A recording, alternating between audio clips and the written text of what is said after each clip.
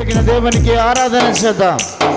మన జీవితాల్లో ఏ మేలు కూడా కొదవ లేకుండా మనకు అవసరమైన సమయాల్లో సమస్తాన్ని సమకూర్చి అక్కరలు తీర్చిన ఆ మహోన్నతుడైన దేవదేవుని ఆరాధన చేద్దాం. ఆమేన్. స్తోత్రం, స్తుతి.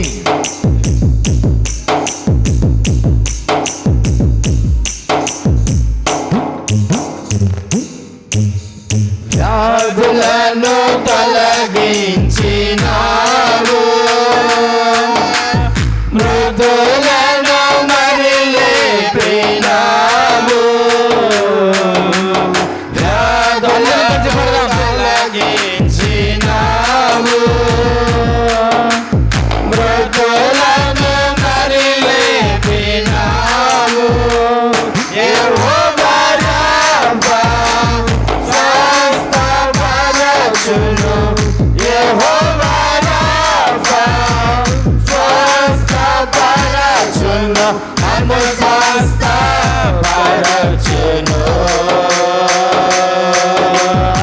ఆరాధన నీకే, ఆరాధన నీకే.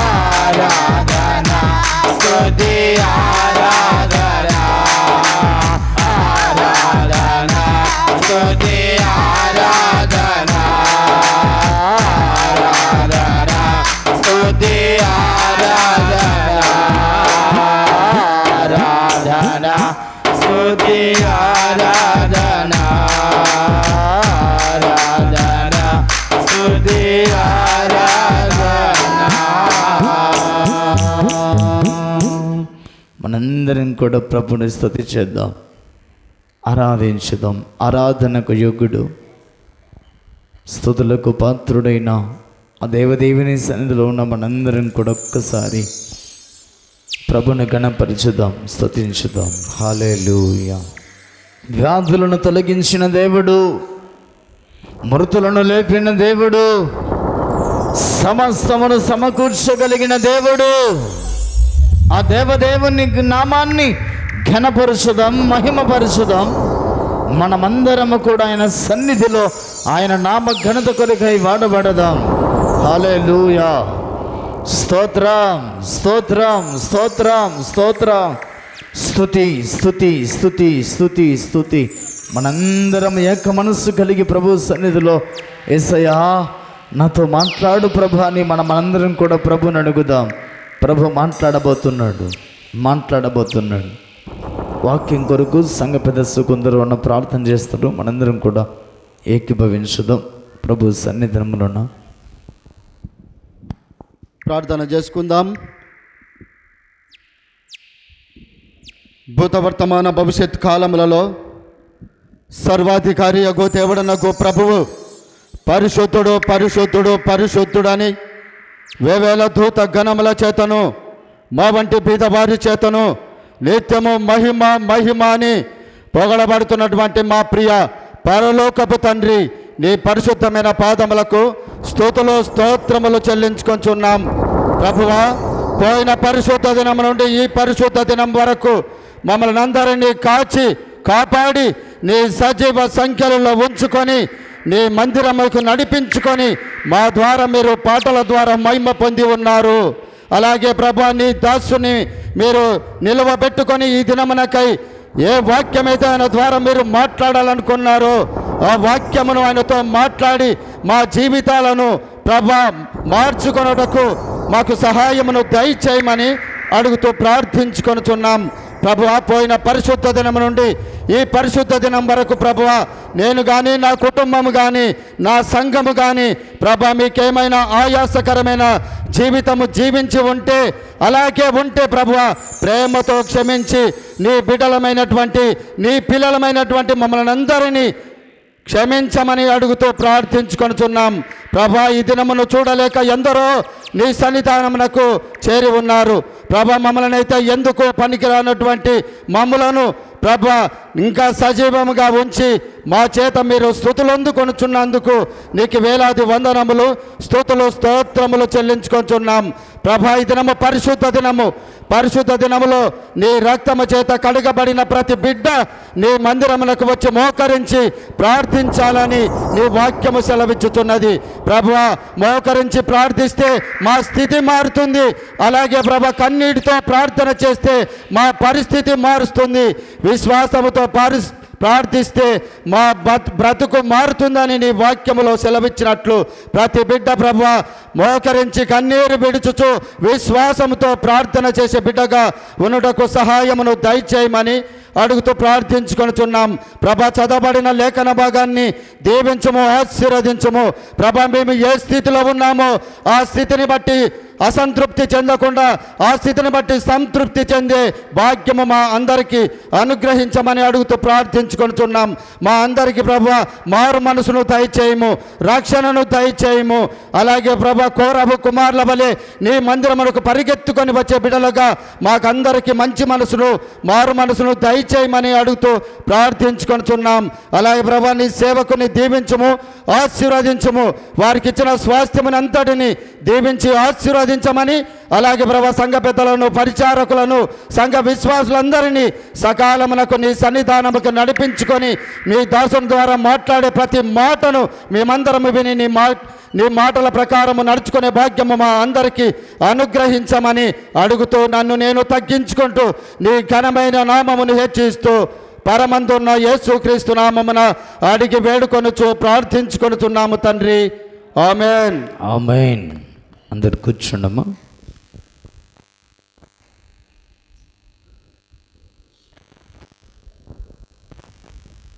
హల్లెలూయా, హల్లెలూయా. అంత బాగున్నారమ్మా? అయ్యా, మీరు బాగున్నారా?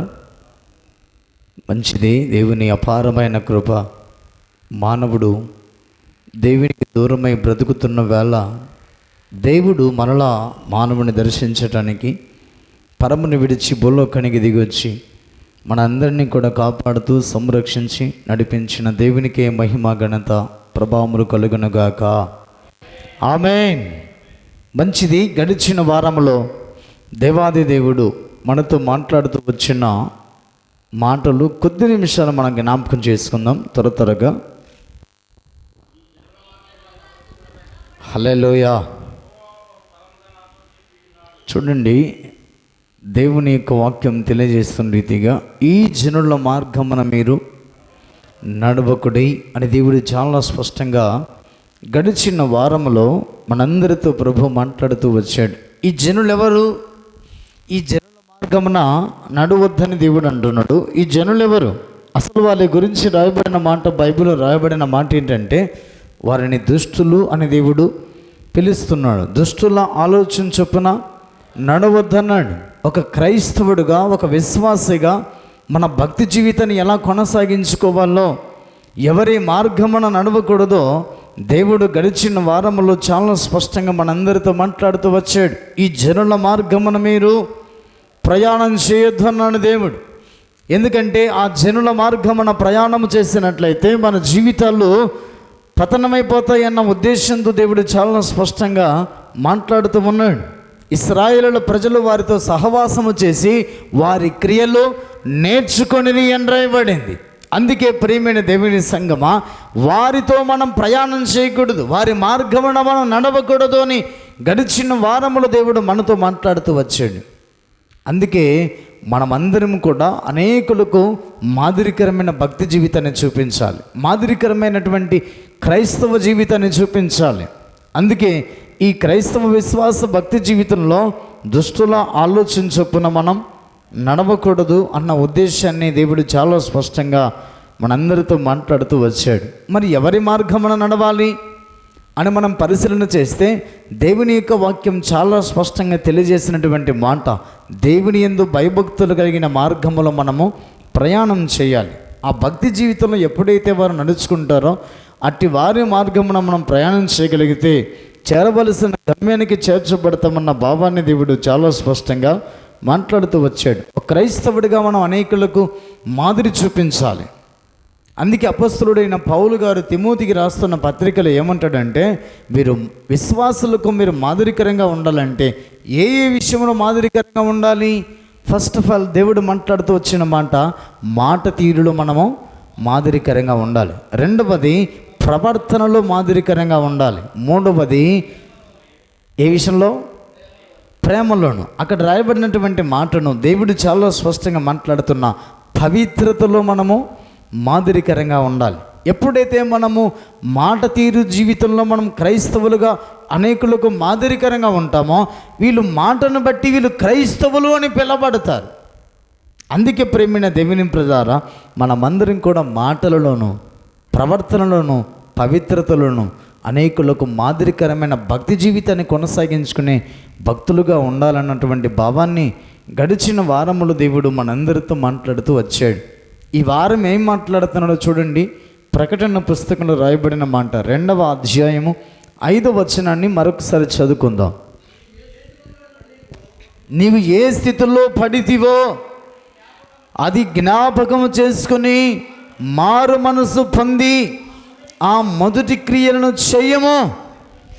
అట్లు చేసి నీవు మారు మనసు పొందితేనే సరి, లేని ఎడల నేను నీ యొద్దకు వచ్చి నీ దీపస్తంభమును దాని చోటు నుండి తీసివేతును. చిన్న ప్రార్థన చేసుకుందాం. తలలు వంచండి, కళ్ళు మూసుకొని ప్రార్థన చేసుకుందాం. మా యేసయ్య నీకు వందనాలు ప్రభా, నువ్వు పరిశుద్ధుడవు, మా జీవితాలకు ఆధారమైన వాడవు, మాదిరిని చూపించేటువంటి ప్రధాన యాజకుడవైన మా యేసయ్య నీకు వందనాలు, స్తోత్రాలు.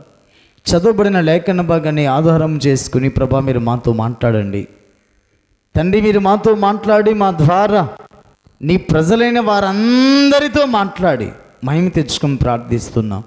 యేసయ్య, మేమందరం కూడా నీ వాక్యమును వినగలిగే చెవులు, గ్రహించగలిగే మనసు మాకు ప్రసాదింపచేసి మహిమ తెచ్చుకొని ప్రార్థన చేస్తూ ముందున్న వాక్య పరిచర్య అంతటిని మీ చేతులకు అప్పగించుకుంటూ యేసు క్రీస్తు దివ్యమైన నామమున ప్రార్థించి వేడుకొనుచున్నాను మా తండ్రి, ఆమేన్.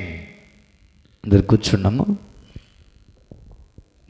ఈ ప్రకటన పుస్తకం మనందరికీ బాగా తెలిసినటువంటి రచయిత, పరిచయస్తుడు, గ్రంథకర్త, పద్మస్తీపంలో ఉండి ఈ ప్రకటన పుస్తకాన్ని రాస్తూ యోహాను గారు ఈ వర్తమానాన్ని సమస్త జనులకు తెలియజేస్తున్నటువంటి మాట.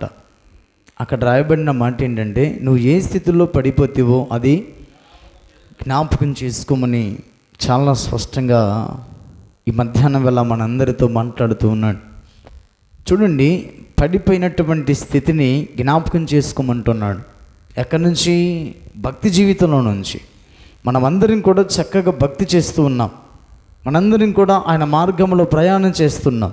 మనమందరం కూడా చక్కగా నమ్మి బాప్తిసం పొంది రక్షించబడి ఈ భక్తి మార్గంలో ప్రయాణం చేస్తున్నప్పుడు కొన్నిసార్లు మనం భక్తి జీవితంలో పడిపోయాం.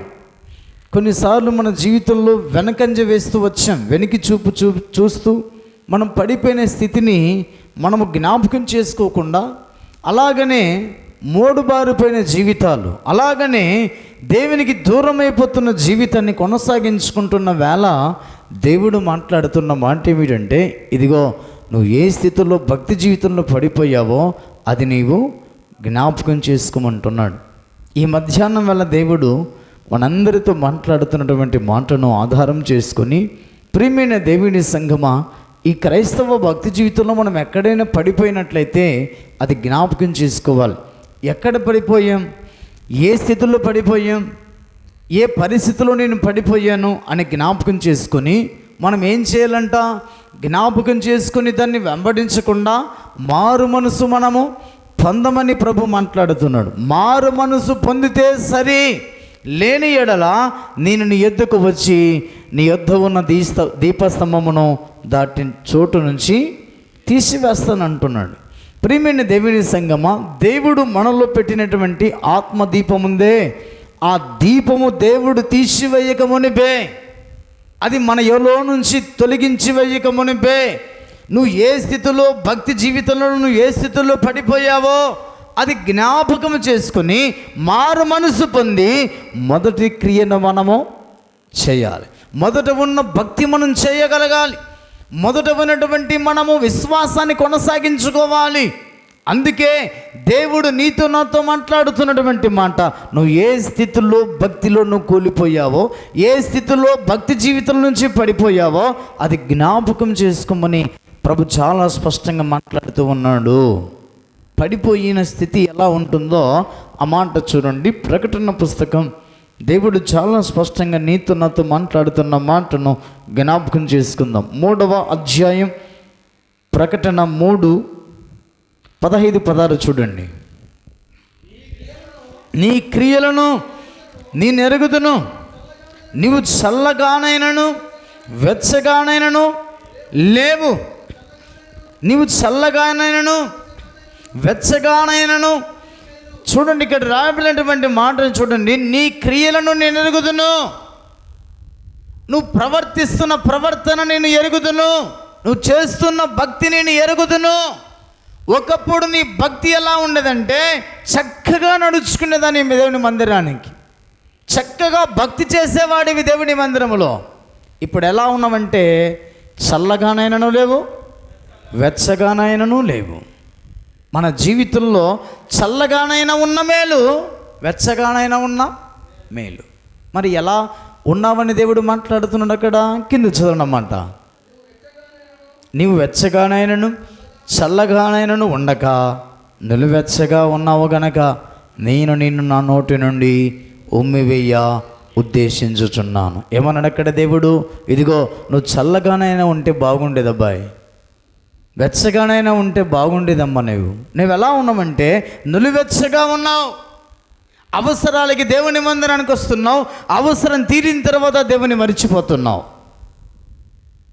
అందుకే ప్రియమైన దేవుని ప్రజలారా, నువ్వు ఏ స్థితిలో భక్తిలో నుంచి పడిపోయావో అది జ్ఞాపకం చేసుకోవాలి. మనం పడివేసినటువంటి ఆ క్రియ ఏంటి, మనల్ని పడివేసినటువంటి లోక సంబంధమైనటువంటి ఆచారం ఏంటి, అది జ్ఞాపకం చేసుకుని దాన్ని వదిలిపెట్టు, దాన్ని విడిచిపెట్టు. నువ్వు మొదటి క్రియను చేసినట్లయితే నేను నిన్ను ఆశీర్వదిస్తాను. దేవుడు చాలా స్పష్టంగా మాట్లాడుతున్నాడు. ఒకవేళ నువ్వు మారు మనసు పొందకపోతే, మార్పు చెందకపోతే, మొదటి క్రియ జ్ఞాపకం చేసుకోకపోతే, ఇదిగో నేను నీ యొద్దకు వస్తున్నాను, నీ యొద్ద ఉన్న దీపస్తంభాన్ని తొలగించి వేస్తున్నాను అని దేవుడు చాలా స్పష్టంగా రాస్తూ ఇక్కడ ఏమంటున్నాడు? నేను నిన్ను నా నోటి నుండి ఉమ్మి వేస్తానన్నాడు, నా యొద్దని ఉండకుండా నేను వెళ్ళగొడతానంటున్నాడు. అందుకే ప్రియమైన దేవుని సంగమా, నువ్వు ఏ స్థితిలో పడిపోయావో ఆ స్థితిని జ్ఞాపకం చేసుకోమని దేవుడు చాలా స్పష్టంగా మాట్లాడుతున్నాడు. బైబిల్ గ్రంథంలో మనం చదివితే చాలామంది భక్తులు చక్కగా భక్తి చేసినటువంటి వారు ఉన్నారు. కానీ భక్తి చేసిన తర్వాత వారు భక్తిహీనతలోనికి వెళ్ళిపోయినటువంటి భక్తులు కూడా ఉన్నారు. ఎందువల్ల అంటే వారి ఆశలు, వారి కోరికలు, వారి తలంపులు, వారి స్వార్థం, గర్వం, అహంకారం, వారి విచిత్రమైన ప్రవర్తన. అందుకే దేవుని సంగమా, ఒక్కసారి మనం జ్ఞాపకం చేసుకొని ఆ మొదట ఉన్న భక్తిని చేయగలిగితే దేవుడు అద్భుతంగా జీవకిరీటాన్ని ఇస్తానన్న భావాన్ని దేవుడు చాలా స్పష్టంగా నీతో నాతో మాట్లాడుతూ ఉన్నటువంటి మాట. చూడండి, మొదట ఉన్న భక్తిని ఏ విధంగా ఉంటుందో ఓ భక్తుని మనం జ్ఞాపకం చేసుకుందాం. చూడండి, ఇశ్రాయేలు రాజు అయినటువంటి రెండవ రాజులు, ఇశ్రాయేలు రాజులను ఒక ఇద్దరు రాజులను మనము పరిశీలన చేద్దాం. ఈ మధ్యాహ్నం వేళ ఇద్దరు రాజుల చరిత్రను దేవుడు మనకు చక్కగా బయలుపరచబోతున్నాడు. రెండవ రాజులు 9వ అధ్యాయం మొదటి నుంచి మనము చదువుకుందాం. ఇక్కడ ఒక రాజుగారు మనకు కనపడతారు. అంతటా ప్రవక్తయగు ఎలీషా ప్రవక్తల శిష్యులలో ఒకరిని పిలవనంపించి అతనితో ఇట్లనను, నీవు నడుము బిగించుకొని ఈ తైలపు గిన్నె చేత పట్టుకొని రామోతులకు పోయి అచ్చట ప్రవేశించినప్పుడు నిమ్సీకి పుట్టిన యెహోషాపాతు కుమారుడైన యోహూ అక్కడ ఎక్కడున్నాడని తెలుసుకుని అతన్ని దర్శించి అతని సహోదరుల మధ్య నుండి అతనిని చాటుగా రప్పించి లోపలి గదిలోనికి అతనిని పిలుచుకొని పోయి తైలపు గిన్నె చేత తీసుకొని అతని తల మీద తైలం పోసి, నేను నిన్ను ఇశ్రాయేలుల మీద పట్టాభిషిక్తునిగా చేసితనని యెహోవా సెలవిచ్చినాడని అతనితో చెప్పి ఆలస్యము చేయక తలపు తీసి పారిపొమ్మో. ఎలీషా అనేటువంటి ప్రవక్త ఉన్నాడు. ఆ ప్రవక్తల శిష్యులలో ఒకరిని పిలిచాడు. పిలిచి, ఇదిగో నిమ్సి ఇంటికి వెళ్ళాలి. నిమ్సి కుమారుడైనటువంటి యెహోషాపాతుకు పుట్టినటువంటి యోహూ అనేటువంటి ఒక వ్యక్తి ఉన్నాడు. ఆ వ్యక్తిని ఇశ్రాయేలుల మీద నీవు రాజుగా ఉండటానికి పట్టాభిషేకం చేయాలి అన్నటువంటి ఉద్దేశంతో ప్రవక్తల శిష్యులలో ఒకరిని పిలిచి ఎలీషా అనే ప్రవక్త మాటను చెప్పి పంపించాడు. ఇక్కడ యోహూ అనేటువంటి వ్యక్తిని ఇశ్రాయేలు మీద రాజుగా ఉండటానికి అభిషేకించినట్లుగా మనం చూస్తున్నాం. జాగ్రత్తగా వాక్యాన్ని మనందరం కూడా పరిశీలన చేయాలి. మన భక్తి మార్గంలో చక్కగా నడుచుకుంటున్నప్పుడు, భక్తిలో చక్కగా మనం క్రమముగా కొనసాగించబడుతున్నప్పుడు, భక్తి మార్గంలో ఉన్నప్పుడు దేవుడు నిన్ను బహుగా దీవిస్తాడు, ఆశీర్వదిస్తాడు, వర్ధిల్లింప చేస్తాడు. భక్తిలో నుంచి పడిపోయిన తర్వాత ఏం జరగబోతుందో దేవుడు నీతో నాతో మాట్లాడుతున్నాడు. అందుకే ప్రియమైన దేవుని సంగమా, ఇక్కడ ఇశ్రాయేలు మీద రాజుగా అభిషేకించబడినటువంటి యోహూ అనేటువంటి వ్యక్తి మనకి ఇక్కడ కనపడతాడు. ఆ మాట చూడండి, 10వ అధ్యాయం దేవుని సన్నిధిలో చాలా స్పష్టంగా మనందరితో మాట్లాడుతున్న మాట. 18, 19 వచన భాగాలు చదవండి. తర్వాత యోహూ జనులందరినీ సమకూర్చి వారికి ఇలాగూ ఆజ్ఞ ఇచ్చెను, ఆహాబు బయలుదేవతకు కొద్దిగానే పూజ చేశాను. యోహూ అను నేను అధికముగా పూజ చేయబోచున్నాను. కావున ఒక్కడైనను తప్పకుండా బయలు ప్రవక్తలందరినీ, వాని భక్తులందరినీ, వారి యాజకులందరినీ నా యొద్దకు పిలవనంపించుడి. నేను బయలునకు గొప్ప బలి అర్పింపబోచున్నాను గనక రానివాడెవడో వాని బ్రతకనీయనని చెప్పాను. ఇక్కడ చూడండి, యోహూ అనేటువంటి రాజుగారు ఇశ్రాయేలు మీద రాజుగా పట్టాభిషేకం చేయబడిన తర్వాత ప్రజలందరినీ పిలుస్తున్నాడు. ఎవరిని? యాజకులను, బయలు యాజకులను, బయలు ప్రవక్తలను, బయలు యొక్క పూజించే ప్రజలందరినీ పిలుస్తున్నాడు. ఎందుకోసము? ఆహాబు కొద్దిగానే బయలును పూజించాడు. నేను అధికముగా బయలును పూజించబోతున్నాను. ఇదిగో బయలు ప్రవక్తలను, బయలు యొక్క యాజకులను మీరందరూ కూడా సమకూర్చండి అని రాజ్యములో ప్రకటన చేశాడు. అందరూ కూడా బయలుగుడిలోనికి వచ్చారు. బయలుగుడిలోనికి వచ్చిన తర్వాత యేహూ అనేటువంటి రాజుగారు చేసిన గొప్ప కార్యాన్ని దేవుడు అక్కడ చాలా స్పష్టంగా వివరిస్తూ ఉన్నాడు. ఇదంతా కూడా ఎందుకు చేశాడు అంటే అక్కడ రాయబడిన మాట చూడండి, 19వ వచనం చివరి భాగంలో చదువు. అయితే బయలునకు మృక్కువారిని నాశనము చేయుటకై అతడు ఈ ప్రకారము కపటోపాయము చేసెను. ఏం చేశాడంట?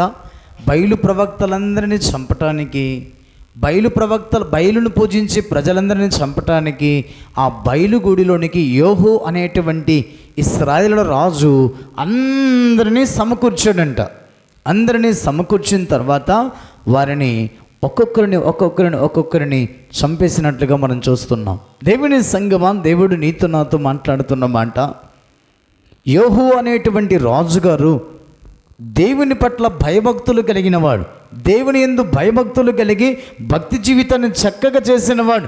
బయలు దేవత అనేటువంటి గుడి లేకుండా, బయలు ప్రవక్తలు అనేటువంటి వారు లేకుండా హతము చేసి యెహోవాను మాత్రమే సేవించాలి అన్న భక్తి చేసినటువంటి మహాభక్తుడు యేహూ అనేటువంటి రాజుగారు.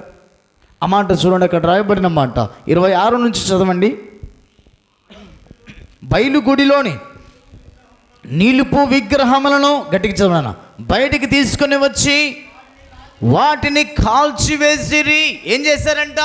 బయలుగుడిలోనికి వెళ్ళి బయలు యొక్క బొమ్మలన్నీ బయటికి తీసుకొని వచ్చి కాల్చివేశారంట. అంటే విగ్రహము అనేది లేకుండా యేహూ అనేటువంటి రాజుగారు ఒక నిర్ణయాన్ని తీసుకున్నారు. ఎందుకు ఆ నిర్ణయం తీసుకున్నారంటే, ఇశ్రాయేలు దేవుడైన యెహోవా నిర్గమకాండం 20 రాయబడిన మాట ఏమన్నాడు? నేను తప్ప నీకు వేరొక దేవుడు ఉండకూడదు అన్నటువంటి ఆ ఆజ్ఞ ప్రకారముగా ఇశ్రాయేలు రాజు అనబడుతున్న యేహూ అనేటువంటి వ్యక్తి బయలుగుడిలోనికి వెళ్ళి బయలు ప్రవక్తలందరినీ చంపిన తర్వాత ఆ బయలు మరలా ఆ విగ్రహం ఉంటే మరలా వాటిని పూజించడానికి పుట్టుకొస్తారని చెప్పి వాటిని బయటికి తీసుకుని వచ్చి కాల్చివేసినట్టుగా మనం చూస్తున్నాం. మనలో ఉన్న విగ్రహాన్ని కాల్చివేయాలి. మనలో ఉన్న దేవునికి విరుద్ధమైన ప్రతి విగ్రహాన్ని మనం కాల్చివేసినప్పుడే దేవుని చక్కగా ఆరాధించగలుగుతాం, ఘనపరచగలుగుతాం, మహిమపరచగలుగుతాం. మనం ఏదో ఒక విగ్రహం హృదయంలో పెట్టుకుని ప్రభు సన్నిధికి వచ్చి ప్రభా అని పిలిస్తే ప్రభు అంటాడు, నాకు ఇవ్వవలసినటువంటి స్థానాన్ని ఒక విగ్రహానికి ఇచ్చావు, నాకు ఇవ్వవలసినటువంటి స్థానాన్ని నీ హృదయంలో ఒక బొమ్మకు ఇచ్చావని దేవుడు నీ హృదయంలో నుంచి వెళ్ళిపోయే అవకాశం ఉంది. అందుకే ప్రేమైన దేవుని పిల్లారా, నువ్వెవరో నేను ఎరగనని ప్రభు చెప్పకమునిపే యేహూలాగా మనలో ఉన్నటువంటి, మన దేశంలో ఉన్నటువంటి, మన రాష్ట్రంలో ఉన్నటువంటి, మన సంఘంలో ఉన్నటువంటి విగ్రహమును తీసేసేటువంటి ధన్యతను యేహూ అనేటువంటి రాజుగారు తీసుకున్నారు. ఆ రాజుగారు దాన్ని తీసేసి చూడండి, ఆ మాట కింద రాయబడిన మాట, కాల్చివేసి మరియు బయలు ప్రతిమను గుడికి క్రింద పడగొట్టి దానిని పెంట ఇల్లుగా చేసిరి. నేటి వరకు అది అలాగే ఉన్నది. ఈ ప్రకారం యేహూ బయలుదేవతలను ఇశ్రాయేలు వారి మధ్య నుండకుండా నాశనము చేసెను. హల్లెలూయా. ఏం చేశాడంట? నాశనము చేశాడంట. ఇశ్రాయేలుల మధ్య ఉంటే ఇది మరలా వాళ్ళు పూజిస్తారని చెప్పి బయలు గుడిని, బయలు యొక్క బొమ్మలను, బయలు ప్రవక్తలను యేహూ అనే రాజు ఏం చేశాడంట? నాశనం చేశాడంట. అందుకే ప్రేమైన దేవుని సంగమా, దేవుడు నీతో నాతో చాలా స్పష్టంగా మాట్లాడుతున్నటువంటి మాటను ఒక్కసారి మనం జ్ఞాపకం చేసుకుందాం. దేవుని సన్నిధికి వచ్చిన మనందరం కూడా యేహూలాగా మనం చేయగలిగితే మన భక్తి జీవితంలో ఏది కూడా ఆటంకం లేకుండా, భక్తి జీవితంలో నుంచి తొలగిపోయి పడిపోయే అవకాశము లేకుండా ప్రతి విగ్రహమును మనము కాల్చివేయగలిగితే ఎక్కడ కూడా మనం పడిపోమన్న భావాన్ని దేవుడు చాలా స్పష్టంగా మాట్లాడుతున్నా. ఎక్కడ నువ్వు భక్తి జీవితంలో పడిపోతున్నావంటే నీ జీవితంలో, నీ హృదయంలో ఏదో ఒక విగ్రహం ఉంది.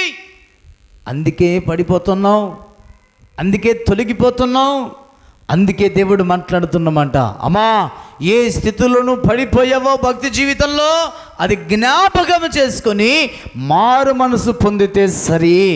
లేని ఎడల నేను నీ ఎద్దుకు వచ్చి నీ ఎదుట నీ జీవితంలో ఉన్న దీపాన్ని తొలగించి వేస్తానని దేవుడు చాలా స్పష్టంగా మాట్లాడుతూ ఉన్నాడు. అందుకే ఒక్కసారి మనందరం కూడా జ్ఞాపకం చేసుకుందాం. ప్రభు సన్నిధిలో ప్రభు నీతో నాతో చాలా స్పష్టంగా మాట్లాడుతున్నటువంటి మాటను జ్ఞాపకం చేసుకుందాం. ఒకసారి 30వ వచనాన్ని చదవండి. యెహూ గురించి దేవుడు అక్కడ చెప్తున్న మాట, కావున యెహోవా యెహూతో ఇలాగు సెలవిచ్చెను, నీవు నా హృదయ ఆలోచన అంతటి చొప్పున ఆహాబు కుటుంబీకులకు చేసి నా దృష్టికి న్యాయమైన దానిని జరిగించి బాగుగా నెరవేర్చితివి గనక నీ కుమారులు 4వ తరము వరకు ఇశ్రాయేలు రాజ్య సింహాసనము మీద ఆసీనుడవగుదువు. హల్లెలూయా.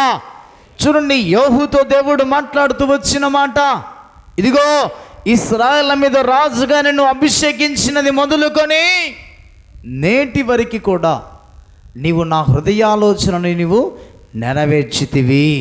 ఆహాబు కుటుంబీకులకు చేయవలసిన దానంతటినీ నువ్వు చేసి ఉన్నావు అని యెహూతో దేవుడు చాలా స్పష్టంగా మాట్లాడుతుంటున్న మాట ఏంటంటే, 4 తరముల వరకు నీ కుమారులు ఇశ్రాయేలుల మీద రాజ్యసింహాసనం మీద కూర్చుంటారని దేవుడు చాలా స్పష్టంగా మాట్లాడుతున్నాడు. చక్కగా నువ్వు భక్తి జీవితంలో పడిపోకుండా భక్తి జీవితాన్ని కొనసాగించుకోగలిగితే దేవుని ప్రజలారా, ఆ సింహాసనం మీద కూర్చునే ధన్యత యెహూకొచ్చింది. రాజ్యములో ప్రవేశించే ధన్యత మనమందరము కూడా భక్తి జీవితంలో సంపాదించుకుందుముగాక. ఆమేన్. యెహూను ఎప్పటి నుంచి భక్తి చేస్తున్నాడంటే, అభిషేకించినది మొదలుకొని తన జీవితంలో చక్కగా భక్తి చేయగలిగాడు, చక్కగా భక్తి మార్గంలో నడవగలుగుతూ వచ్చాడు. నమ్మి బాప్తిసం పొందిన తర్వాత ఎక్కడ మనం పడిపోకుండా, ఎక్కడ మనం కృంగిపోకుండా మన జీవితకాలం అంతా కూడా నమ్మకమైన భక్తి మనం చేసుకుని ప్రభు సన్నిధిలో ఎత్తబడే గుంపులో సిద్ధపాటు కలిగి జీవించుదుముగాక. ఆమేన్. పడిపోయావా? ప్రభు చెప్తున్నాడు, ఆ స్థితిని జ్ఞాపకం చేసుకో. ఆ స్థితిని జ్ఞాపకం చేసుకుని నువ్వు మరలా మొదటి క్రియను చేయమని దేవుడు చాలా స్పష్టంగా, మొదట ఉన్న భక్తిని చేయమని చాలా స్పష్టంగా ప్రభు నీతో నాతో మాట్లాడుతున్నాడు. చదవండి మాట. మరొక భక్తుని చూద్దాం. చక్కగా భక్తి చేసినటువంటి భక్తులను దేవుని సన్నిధిలో మనం జ్ఞాపకం చేసుకుందాం. రెండవ దినవృత్తాంతములు 14వ అధ్యాయం 2 నుంచి కొన్ని వచ్చిన భాగాలు చదువుకుందాం. ఆసా తన దేవుడైన యెహోవా దృష్టికి అనుకూలముగాను యథార్థముగాను బలిపీఠములను పడగొట్టి ఉన్నత స్థలమును పాడు చేసి ప్రతిమలను పగలగొట్టి దేవతా స్తంభములను కొట్టివేయించి వారి పితరుల దేవుడైన యెహోవాను ఆశ్రయించుటకును ధర్మశాస్త్రమును బట్టి విధిని బట్టి క్రియలు జరిగించుటకును యూదా వారికి ఆజ్ఞాపించి ఉన్నత స్థలములను సూర్యదేవత స్తంభములను యూదావారి పట్టణములంటిలో నుండి తీసివేశను. అతని ఏలుబడి యందు రాజ్యము నెమ్మదిగా ఉన్నది. హల్లెలూయా. ఆసా అనేటువంటి రాజు మనకు కనపడతాడు. ఈ ఆసా అనేటువంటి రాజు యెహోవాను ఆశ్రయించి ఉన్నాడు. యెహోవాను మాత్రమే సేవిస్తూ ఉన్నాడు. యెహోవాను మాత్రమే ఆరాధిస్తూ ఉన్నాడు. ఇతని జీవితంలో కుడికి కానీ ఎడమకు కానీ తొలగకుండా యెహోవాను మాత్రమే ఆశ్రయించి అతని రాజ్యములో యుద్ధములు లేకుండా నెమ్మదిగా తన రాజ్యాన్ని పరిపాలిస్తున్నట్టుగా మనం చూస్తున్నాం. దేవుని ప్రజలారా, దేవుడు నీతో నాతో మాట్లాడుతున్నమాట. ఈ భక్తి జీవితంలో మనం కొనసాగించబడుతున్నప్పుడు నిన్ను దేవుడు ఆశీర్వదించాలంటే, నీకు నెమ్మది ఇవ్వాలంటే, నీకు సమాధానం ఇవ్వాలంటే ఈ భక్తి జీవితంలో మనమందరము కూడా ఆశలాగా యెహోవాను ఆశ్రయించాలి. యెహోవాను ఆశ్రయించినటువంటి మనం ఏం చేయాలి? అక్కడ రాయబడినటువంటి మాటను చాలా స్పష్టంగా మనం చదివాం. ఏం చేశాడంట? ఆసా దేవతా స్తంభములను కొట్టివేయించాడు, విగ్రహములను తన రాజ్యములు లేకుండా తీసివేశాడు. అందుకే మన భక్తి జీవితంలో మనమందరం కూడా భక్తిలో నుంచి మనల్ని లోకంలో పడేసేటువంటి విగ్రహము, భక్తి జీవితంలో నుంచి మనం పడివేసేటువంటి అసహ్యమైనది ఏదైనా ఉన్నది అంటే అది కొట్టివేయమని దేవుడు మాట్లాడుతున్నాడు. అది తీసేసుకోమని ప్రభు మాట్లాడుతున్నాడు. అది నీలో ఉందా? నెమ్మది ఉండదు. అది నీలో ఉందా? సమాధానం ఉండదు. అది నీలో ఉందా? అది నేను భక్తిహీనతలోనికి పడేస్తుంది. అందుకే ఒక్కసారి జ్ఞాపకం చేసుకుందాం. ఆశలాగా మనమందరం కూడా మనము దేవతా స్తంభములను కొట్టివేసి యెహోవాను ఆశ్రయించినట్లయితే మన కుటుంబానికి నెమ్మది, సమాధానం ఉంటుందన్న ఉద్దేశాన్ని దేవుడు అక్కడ తెలియజేస్తున్నాడు. చూడండి 6వ వచనం చదవండి. అతని యుద్ధంలో లేకపోవట చేత దేశంలో నెమ్మది కలిగి ఉండెను. యెహోవా అతనికి విశ్రాంతి దయచేసి ఉండగా అతడు యూదా దేశమున ప్రాకారము గల పట్టణములను కట్టించాడు. నెమ్మదిగా ఉన్నాడు, సమాధానంగా ఉన్నాడు. ఒకానొక రోజున యుద్ధం జరుగుతుంది.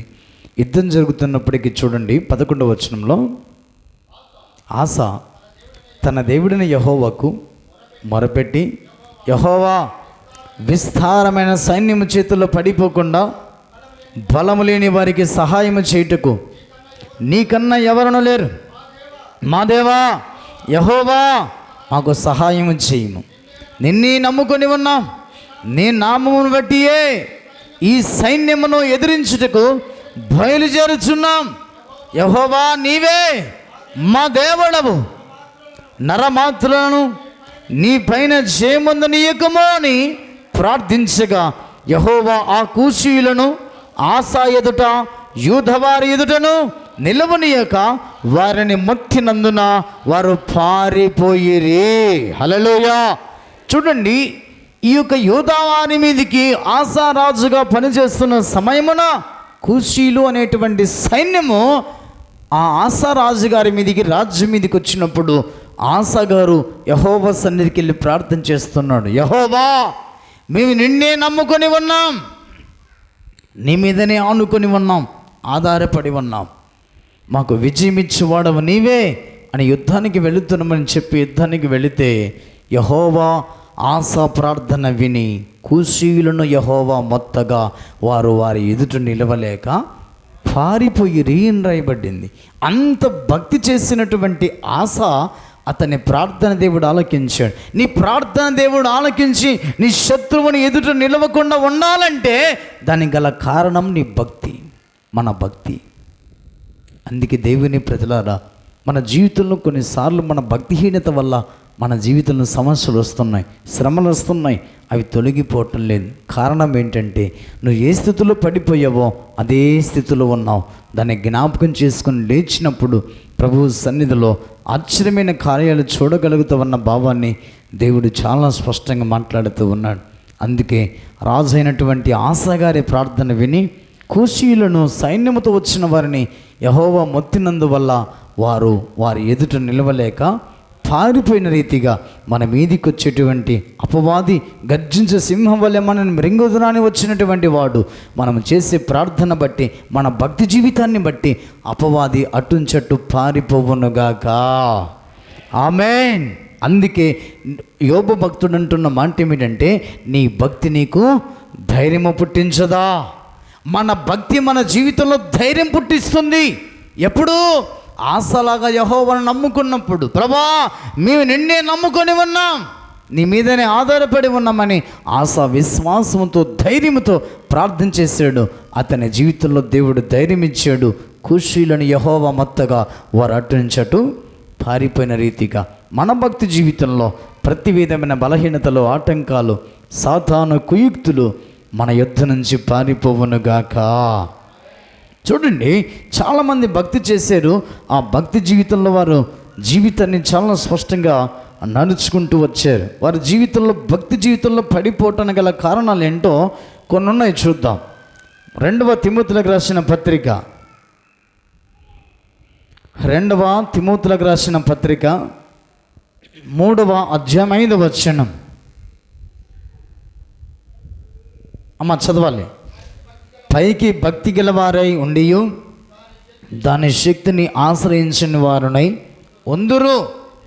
ఇట్టి వారికి విముఖుడవై, ఇట్టి వారికి నీవు దూరంగా ఉండు తిమోతి. ఇదిగో చాలామందికి పైకి భక్తి కలిగిన వారిగా ఉంటారు, కానీ దాని భక్తిలో ఉన్నటువంటి శక్తిని ఆశ్రయించని వారి వలె ఉంటారు. అందుకే అట్టి వారికి నీవు కాస్త దూరంగా ఉండమని పౌలు గారు తిమోతికి తెలియజేస్తూ ఉన్నారు. దేవుని ప్రజలారా, దేవుడు నీతో నాతో మాట్లాడుతున్నటువంటి మాటను చాలా జాగ్రత్తగా మనం పరిశీలన చేద్దాం. ఇంతవరకు మనం 2 రాజులను చూసాం. ఎవరళ్ళు? యోహు అనేటువంటి రాజుగారు, తర్వాత ఎవరు? ఆసా అనే రాజుగారు. ఇక్కడ రాయబడిన మాట ఏమిటి? యాకోబు పత్రికలో పైకి భక్తి గలవారై ఉండి దాని శక్తిని ఆశ్రయించని వారి చాలామంది ఉన్నారు. వారిలో ఇప్పుడు చూసుకున్న 2 రాజుల చరిత్ర మనం చదివితే చివరికి వారు ఏమయ్యారంటే భక్తుల నుంచి పడిపోయి భక్తిహీనతలోనికి దిగజారిపోయారు. ఏ విధంగా అని మనం పరిశీలన చేస్తే దేవుడు చాలా స్పష్టంగా మాట్లాడుతున్నాడు. చదవన మాట. దేవుని సన్నిధికి వచ్చిన మనందరిని కూడా ఒక్కసారి జ్ఞాపకం చేసుకుందాం. 2వ రాజుల పుస్తకం తిసరా 10వ అధ్యాయం 29-31 వచ్చిన భాగాన్ని చదవండి. అయితే ఇశ్రాయేళ్ల వారు పాపము చేయుటకు నెబాతు కుమారుడైన యరొబాము కారకుడైనట్లు యోహు కూడా అందుకు కారకుడై బేతేలు దాను అను స్థలమునందున్న బంగారు దూడలను అనుసరించుట మానలేదు. ఎవరు? యోహు. బంగారు దూడలు చేయించాడు ఎవరు? మహాగణులు. ఇశ్రాయేలులకు పాపము చేయటానికి కారకుడైనటువంటి ఆహాబు చేయించినటువంటి వాటిని అనుసరించటానికి యోహు కూడా కారకుడయ్యాడు. పాపము చేయటానికి కారకుడయ్యాడు అని రాయబడింది. అందుకనే యరొబాము కారకుడైనట్టుగా దేవుని సన్నిధానంలోన యోహు కూడా కారకుడయ్యాడు. అన్ని విడిచిపెట్టాడు, కానీ ఏం చేశాడు ఇతడు? యరొబాము చేసిన ఆ యొక్క బంగారు దూడలను అనుసరించుతూ నడుస్తూ వచ్చాడు. మనందరం అనుకుంటాం ఇక్కడ యోహు అనేటువంటి వ్యక్తి అంత చక్కగా భక్తి చేశాడు కదా, మనలో పడిపోవడానికి గల కారణం ఏంటంటే కొన్నిసార్లు మనము దేవుని మాట కంటే సాతాను మాటనే వింటూ వస్తుంటాం. ఇప్పుడు మందిరం అయిపోయిన తర్వాత బయటికి వెళితే ఉంటుంది మన జాతకాలన్నీ. ఎవరైనా సోదే చెప్పేవాడు వస్తే ఏం జరుగుతుందో, ఏం చెప్తాడో అన్న ఆసక్తి కలిగి మనం చేయి చూపించుకుని జాతకాలు చెప్పి ఎవరైనా చూస్తారేమని చెప్పి రహస్యంగా ఇంట్లోకి తీసుకెళ్ళి జాతకాలు చెప్పించుకునేవారు లేరా అండి? సమాజంలో మారాలి. మార్పు కలిగి బ్రతికిన నాడే అద్భుతమైన జీవితాలు పొందుకుంటారు. యోహు అనేటువంటి రాజు దేవుని చేతనే నా హృదయ ఆలోచనను నెరవేర్చినటువంటి నువ్వు మహాగణనవయ్యా అని యోహుతో చెప్పాడు దేవుడు. అదే 30వ వచనంలో. అలాంటి వ్యక్తి 29వ వచనం పై భాగంలో ఎందుకలా చేశాడు అతడు అంటే, అతడు యరొబాము చేసినటువంటి వాటిని బంగారు దూడలను అనుసరించినట్లుగా మనం చూస్తున్నాం. 31వ వచనం చదవండి.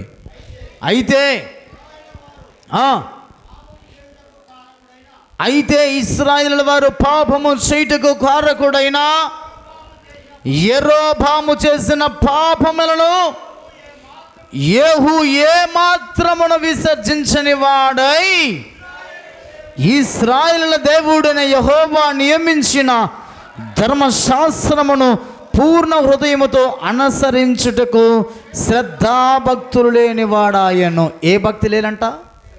శ్రద్ధాభక్తులు లేనివాడాయను. అంటే ఏమైపోయింది?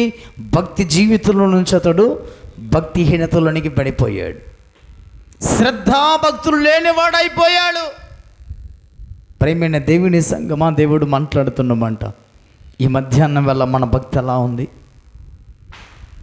ఏ స్థితిలో పడిపోయావో ఆ స్థితిని జ్ఞాపకం చేసుకోమని ప్రభు మాట్లాడుతున్నాడు. జ్ఞాపకం చేసుకొని మారు మనసు పొందితే సరిపోతుంది. లేకపోతే నేను నీ ఎద్దుకొచ్చి నీ దీపస్తంభాన్ని తీసివేస్తాను అంటున్నాడు, తొలగించి వేస్తాను అంటున్నాడు. దీపస్తంభం మారిపోతే మనం బ్రతుకుతామండి. మన శరీరంలో ఉన్నటువంటి ఆత్మ వెళ్ళిపోతే మనము బ్రతికినటువంటి వారముగా మనం ఎన్నటికీ మనం చూడలేం. ఆ ప్రాణమే, ఆ దీపమే మనం బ్రతికిస్తుంది. అందుకే నీ వాక్యమే నా పాదములకు దీపము, నీ వాక్యమే నన్ను బ్రతికిస్తుంది అన్నాడు భక్తుడు. ఆ దీపమే మనలో లేకపోతే మనం చచ్చిన వారంగా ఉండిపోతాం, చనిపోతాం. అందుకే ప్రేమైన దేవుని ప్రజలారా, ఆ ఆత్మదీపము తొలగక మునిపే, ఆయన మన యుద్ధకు తీసివేయక మునిపే ఈ క్రైస్తవ విశ్వాస భక్తి జీవితంలో మనమందరము కూడా భక్తి మార్గములో మరణం వరకు నమ్మకముగా కొనసాగించుకుందుముగాక. ఆమేన్. ఆ భక్తియే మనకు ధైర్యం పుట్టిస్తుంది. ఆ మాట చూడండి, యెరోబాము చేసిన బంగారు దూడల గురించి రాయబడిన మాటను ఒకసారి జ్ఞాపకం చేసుకుందాం. మొదటి రాజులు 12వ అధ్యాయం, మొదటి రాజులు 12వ అధ్యాయము 27 నుంచి చదవండి.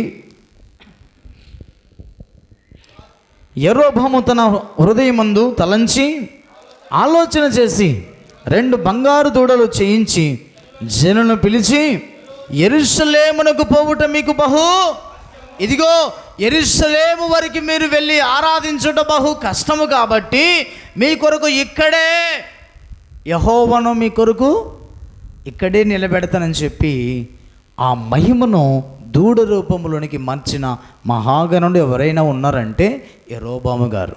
ఏం చెప్తున్నా చదువు నా మాట కింద, ఇశ్రాయేలులారా, ఐగుప్తు దేశములో నుండి మిమ్మల్ని రప్పించిన మీ దేవుడు ఇవే అని చెప్పి, చూడండి ఏమన్నాడు ఇక్కడ, ఇశ్రాయేలుల దేవుడైన యెహోవా ఇవే అని 2 బొమ్మలు తయారు చేసి చూపిస్తున్నాడు ఈయన. అందుకే ప్రేమైన దేవుని ప్రజలారా, యెరోబాము ఇశ్రాయేలు పాపము చేయటానికి యెరోబాము కారకుడయ్యాడు. యెరోబాముతో పాటు ఎవరు, యోహు కూడా కారకుడయ్యాడు. అందుకే దేవుని సన్నిధిలో దేవుడు నీతో మాట్లాడుతున్న మాటను జ్ఞాపకం చేసుకుందాం. ఇశ్రాయేలులో వారందరూ ఐగుప్తులో నుండి మిమ్మల్ని రప్పించిన మీ దేవుడు ఇవే అని చెప్పి, ఒకటి బేతేలునందును ఒకటి దాతునందును ఉంచెను. వీటిని యోహు అనేటువంటి రాజు సమస్తాన్ని విడిచిపెట్టాడు. జాగ్రత్తగా వినండి, సమస్తమును తొలగించుకున్నాడు. ఎవరెవరిని చంపాడంట ఆయన? బయలు ప్రవక్తలను చంపాడు, యాజకులను చంపాడు, ప్రజలందరినీ కూడా చంపాడు. బయలు దేవత గుడిలోనికి వెళ్ళి విగ్రహములన్నీ తీసుకుని వచ్చి కాల్చివేసినవాడు, బయలు గుడిని ముక్కలు ముక్కలుగా చేసినవాడు. ఇంతగా దేవుని సన్నిధిలో దేవునికి అసహ్యమైనది తొలగించుకున్నప్పటికీ తన జీవితంలో బంగారు దూడలు పూజించటం మానలేదు. ఇంతగా దేవుని మందిరానికి వచ్చినా, ఇంతగా భక్తి చేస్తున్నా ఆచారాలు మానలేదు, నామకార్థమైన భక్తి మానలేదు. ఎందుకండి భక్తి? ఎలా ఆశీర్వదిస్తాడండి దేవుడు మనల్ని? అందుకే ప్రియమైన దేవుని ప్రజలారా, ఏ స్థితులను మనం పడిపోయామో ఆ స్థితిని జ్ఞాపకం చేసుకుందాం. ఆ స్థితిని జ్ఞాపకం చేసుకుని ఎత్తబడే గుంపులో ఉండటానికి సిద్ధపడవన్న భావాన్ని దేవుడు చాలా స్పష్టంగా నీతో నాతో మాట్లాడుతూ ఉన్నాడు.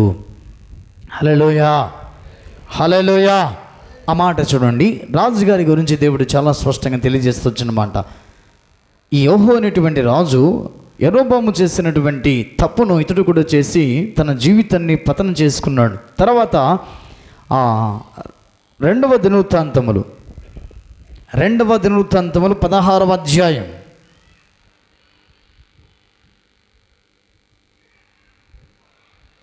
తీసారా? 2వ దినవృత్తాంతములు 16వ అధ్యాయం మొదటి నుంచి చదవండి.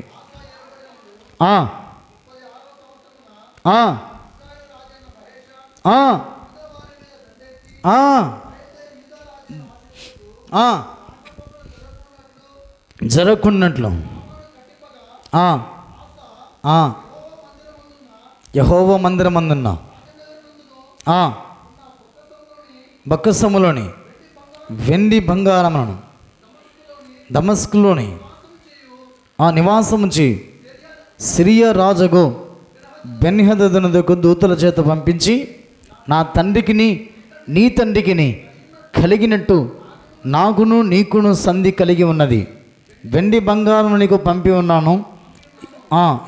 ఇశ్రాయేలు రాజు అయిన బయోషా నన్ను విడిచి అవతలికి పోవనట్లుగా నీవు అతనితో చేసి ఉన్న సంధిని భంగము చేయమని వర్తమానము చేశాడు. ఇతడు ఎవరి దగ్గరికి వెళ్ళాలి చెప్పండి? ఇప్పుడు యూదా రాజైన ఆసా మీదికి ఎవరు వచ్చారంట? ఇశ్రాయేలు రాజు వచ్చాడు. ఇదిగో ఆయనను నా మీదికి వచ్చాడు కాబట్టి అతనికి నీకున్న సంధిని భంగం చేయమని ఎవరికి పంపాడు వర్తమానం? సిరియా రాజుకు పంపాడు. బెన్హదదుకు పంపినప్పుడు బెన్హదదు సహాయం చేయడానికి సిద్ధపడ్డాడు. అంతలోనే ఒక ప్రవక్తను దేవుడు పంపాడు. ఎవరి దగ్గరికి? ఆసా గారి దగ్గరికి పంపాడు. 7వ వచనం చదవండి. ఆ కాలమందు దీర్ఘదర్శి అయిన హనాని యూదా రాజైన ఆసా యొద్దకు వచ్చి అతనితో ఇలాగూ ప్రకటించాను, నీవు నీ దేవుడిన యెహోవాను నమ్ముకొనక సిరియా రాజును నమ్ముకొంటివే. సిరియా రాజు యొక్క సైన్యమును నీ వశము నుండి తప్పించుకొని పోయాను. బహు విస్తారమైన రథములను, గుర్రపు రౌతులు గల కుషీలను, లూబీలను గొప్ప దండే వచ్చింది కదా. ఆయనను నీవు యెహోవాను నమ్ముకునినందున ఆయన వారిని నీ చేతికి. ఏంటి బాబు ఇలా చేస్తూ వచ్చావు? ఇదిగో నువ్వు యెహోవా యొద్దకు వెళ్ళవలసిన నీవు, యెహోవా మీద నమ్ముకోవలసిన నీవు సిరియా రాజు మీద ఆనుకున్నవేంటి? సిరియా రాజును అడుగుతున్నవేంటి? కూషీలు నీ మీదికి దండెత్తి వచ్చినప్పుడు నువ్వు దేవుని యందు విశ్వాసం ఉంచి ప్రార్థన చేస్తే ఆ ప్రార్థన ఆలకించి కూషీలను యెహోవా మొత్తలేదా? నీకు వారి మీద విజయం ఇవ్వలేదా? మరి ఎందుకు ఇప్పుడు సిరియా రాజును పట్టుకున్నావు? సిరియా రాజు మీద ఆధారపడ్డవేంటి? మనుషులను నమ్ముకున్న కంటే యెహోవాను ఆశ్రయించుటయే మేలు అన్న వర్తమానం మర్చిపోయావా ఆసా గారు అన్నట్టుగా హనాని అనే ప్రవక్త దేవుడు పంపిస్తే ఆసా యొద్దకు వెళ్ళి ప్రకటించినప్పటికీ కూడా అతని జీవితంలో మార్పు రాలేదు. దేవుని ప్రజలారా, ఏ స్థితిలో పడిపోతున్నామో ఆ స్థితిని జ్ఞాపకం చేసుకోమని ప్రభు మాట్లాడుతున్నాడు. జ్ఞాపకం చేసుకొని మన జీవితాలు కొనసాగించుకోమని దేవుడు మాట్లాడుతున్నాడు. ఆ మాట చూడండి, 9వ వచనం. తన ఎడల యథార్థ హృదయం కలిగిన వారిని బలపరచుటకై యెహోవా కన్నుదృష్టి లోకమంతటా సంచారము చేయుచున్నది. ఈ విషయమందు నీవు మతి తప్పి ప్రవర్తించితివి గనక ఇది మొదలుకొని నీకు యుద్ధములే. ఏమన్నాడు దేవుడు? నీకు యుద్ధములే. ఆ 14వ అధ్యాయంలో దేవుడు ఏం చెప్పాడు? ఆ దేశములో యుద్ధములు లేకపోవడం చేత ఆ దేశములో నెమ్మది కలిగి ఉన్నది. మతి తప్పి ప్రవర్తించి భక్తిలో నుంచి భక్తిహీనతలోనికి దిగజారి పోవటము చేత దేవుడు తన మాటను మార్చుకొని, ఇదిగో ఆసా, ఇది మొదలుకొని నీకు యుద్ధములే కలగబోతున్నాయి. ఏంటి నువ్వు మతి తప్పి ప్రవర్తిస్తున్నావు? మతి ఏమన్నా ఉందా లేదా అన్నట్టుగా ఆసాతో దేవుడు మాట్లాడుతూ వచ్చాడు. ముగించబోతున్నానే 12వ వచనం చదవండి. ఆసా తన ఏళ్ళు పడియందు 39వ సంవత్సరమున పాదములలో జబ్బు పుట్టి తాను బహు బాధపడినను దాని విషయంలో అతడు యెహోవా యొద్ద విచారణ చేయక వైద్యులనే పట్టుకొనెను. ఏం చేశాడండి ఆసా? ఏం పుట్టిందంట? అరికాల్లో జబ్బు పుట్టింది. మన జీవితంలో దేవుడు మాట్లాడుతున్నాడు. భక్తిలో ఉంటే ఆరోగ్యంగా ఉంటావు, భక్తిలో ఉంటే దేవుని సన్నిధిలో వర్ధిల్లుతావు, భక్తిలో ఉంటే కుటుంబానికి, జీవితానికి, సంఘానికి సమాధానం, నెమ్మది ఉంటుంది. భక్తిని విడిచిన వారికి శ్రమలు తప్పవు, యుద్ధాలు తప్పవు, రోగాలు తప్పవు అన్న ఉద్దేశాన్ని దేవుడు చాలా స్పష్టంగా నీతో మాట్లాడుతున్నాడు. సమాధానం ఉండదు, అన్నీ ఉంటాయి. రాజుగా ఉన్నాడు కానీ సమాధానం లేదు. రాజుగా ఉన్నాడు, నెమ్మది కలిగి జీవించవలసిన కుటుంబాలు యుద్ధాలు ప్రారంభించుకున్నాడు. అందుకే తన జీవితంలో అరికాలలో జబ్బు పుట్టగా నడవలేని పరిస్థితి, యుద్ధం చేయలేని పరిస్థితి, ప్రజల వద్దకు వెళ్ళలేని పరిస్థితి. అయ్యా దేవుని ప్రార్థించుదాం, దేవుని సన్నిధిలో ప్రార్థన చేస్తే కుషీలు నా మీదకి వచ్చినప్పుడు దేవుడు వారిని మొత్తాడు కదా, నాకు విజయం ఇచ్చాడు కదా అన్న విశ్వాసం కూడా కోల్పోయాడు ఆసరాజు గారు. కారణం ఏంటండి? భక్తిలో నుంచి పడిపోయాడు. దేవుడు మాట్లాడుతున్న మాట, భక్తిలో నుంచి నువ్వు పడిపోవద్దు. చల్లగానైనా ఉండు, వెచ్చగానైనా ఉండు. భక్తి చేసి కొన్ని రోజులు ప్రభా అని పిలిచి భక్తి జీవితం నుంచి పడిపోతే ఆశకు పట్టిన గతి మనకు పడుతుందన్న భావాన్ని దేవుడు మాట్లాడుతున్నాడు. దేవుని సన్నిధిలో ఆత్మావేశంతో దేవుడు మాట్లాడుతున్న మాట, భక్తి జీవితంలో కొనసాగించబడితే ఎత్తబడే గుంపులో మనం ఉంటాం, సమాధానం కలిగి ఉంటాం, నెమ్మది కలిగి ఉంటాం. భక్తిని విడిచి తిరిగావా? భక్తిని విడిచి భక్తిహీనతలోనికి వెళ్ళావా? ఏ ఒక్కరిని దేవుడు వదిలిపెట్టడు. రాజులను సైతం దేవుడు అణిచివేశాడు. అరికాలలో జబ్బు పుట్టగా జబ్బు నిమిత్తం కూడా అతడు, రోగం నిమిత్తం కూడా యెహోవా యొద్ద అతడు విచారణ చేయలేదండి. ఎంత దారుణమైన పరిస్థితి చూడండి. కింద మాట చదువు ముగించబోతున్నా. ఆస తన పితరులతో కూడా నిద్రించి తన ఏలుబడి యందు 41 సంవత్సరమున మృతి పొందగా అతడు తన జీవితకాలం అంతా కూడా మరణదినం వరకు కూడా తన జీవితంలో జబ్బు చేత బాధపడుతూ మంచములు పరుండి తన జీవితాన్ని ముగించుకున్నట్లుగా మనం చూస్తున్నాం. దేవుని సంగమా, దేవుడు నీతో నాతో మాట్లాడుతున్నమాట. ఒక్కసారి మన జీవితాన్ని జ్ఞాపకం చేసుకొని భక్తిలో ఎక్కడ తొలగిపోకుండా భక్తిపరులముగా మనం అందరం కూడా ఎలా ఉండాలంటే ఆ మాట చూసి మనం ముగించుకుందాం. ప్రకటన పుస్తకం ఒక మాట చూడండి. ప్రకటన పుస్తకం 2వ అధ్యాయం 10వ వచనం ఒక్క మాట చూసి ముగించుకుందాం. ఇదిగో మీరు శోధించబడినట్లు అపవాది మీలో కొందరిని చెరలో వేయింపబోచున్నాడు. 10 దినములు శ్రమ కలుగును, మరణం వరకు నమ్మకముగా ఉండుము, నేను నీకు జీవ కిరీటము ఇచ్చేదను. అట్టి కృప, అట్టి ధన్యత మనందరము కూడా పొందుకొందుదుముగాక. లైవ్ ప్రోగ్రాం ద్వారా వాక్యం వింటున్న ప్రతి బిడ్డలు కూడా జీవ కిరీటాన్ని పొందుకోవడానికి భక్తిలో నుంచి పడిపోకుండా మరణం వరకు భక్తిని చేసి భక్తిని సంపాదించుకుందుముగాక. ఆమేన్. మోకరించండి, తలలు వంచండి. మనందరం కూడా ఒకసారి జ్ఞాపకం చేసుకుందాం. దేవుడే మనతో మాట్లాడుతూ వస్తున్నాడు. దేవుని సన్నిధికి వచ్చిన మనందరం భక్తిలో పడిపోవద్దు. అపవాది మన జీవితాల్లో ఎన్నో ఎన్నో ఎన్నో చిక్కులు పెట్టబోతున్నాడు. వాడు అమ్మా, వాని చిక్కులు, వాని యొక్క మోసపూరితమైన మాటలు, వాని వేషధారణ కలిగిన మాటలు నమ్మామా, చివరికి యోహు జీవితం ఏమైపోయిందో మనం చూసాం కదా.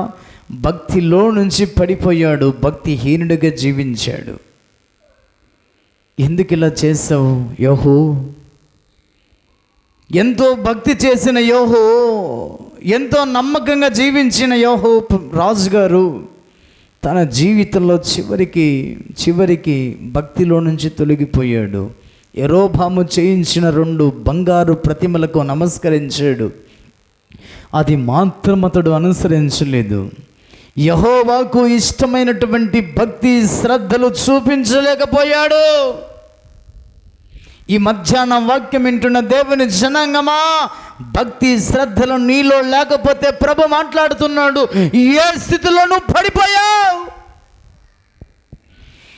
ఏ స్థితిలో నువ్వు పడిపోయావు అది జ్ఞాపకం చేసుకొని మొదటి క్రియ, మొదట ఉన్న భక్తి, మొదట ఉన్న విశ్వాసాన్ని సంపాదించుకో. జీవ కిరీటం దొరుకుతుందమ్మా. అయ్యా, జీవ కిరీటం కొరకు ప్రాకులాడాలి, ప్రయాసపడాలి. అందుకే కదా ఈ భక్తి మార్గము. అందుకే కదా 6 రోజులు పని చేసుకుని 7వ రోజు ప్రభు సన్నిధికి వస్తున్నది. ఆశలాగా మతి తప్పి ప్రవర్తిస్తున్నామా? మతి లేకుండా జీవితాన్ని కొనసాగించుకుంటున్నామా? మారాలి. మారిన జీవితాలు యేసయ్యకేయాలి.